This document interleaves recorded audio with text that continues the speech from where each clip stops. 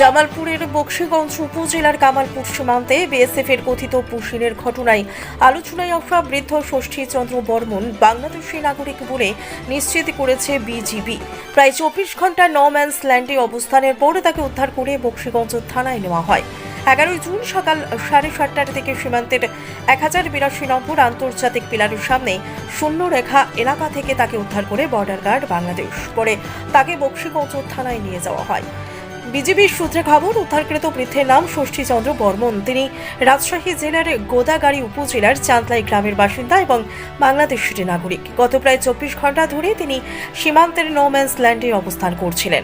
সামাজিক যোগাযোগ মাধ্যমে তার একটি ভিডিও ছড়িয়ে পড়ার পর পরিবারের সদস্যরা বিজিবির সঙ্গে যোগাযোগ করেন। পরে পরিচয় যাচাই বাছাই করে তাকে সীমান্ত এলাকা থেকে উদ্ধার করা হয়।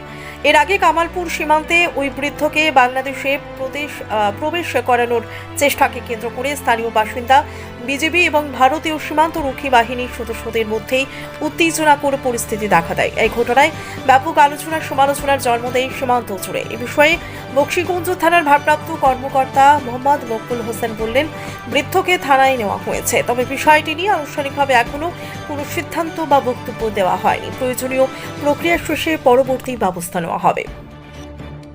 হলো যে আমার ভাই আড়াই মাস আগে বাড়ি থেকে কোথায় যে গেছে মনে করি আমরা খোঁজ করে পাই না।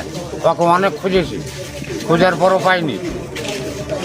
যেহেতু কালকে মনে করেন যে টিভির ইয়াতে মোবাইলের সাথে দেখলাম যে এরকম আমার ভাইকে পাওয়া গেছে অমুক বর্ডারে, মানে জামালপুর বর্ডারে পাওয়া গেছে। তো আজকে আসে তো ভাইকে পাইলাম।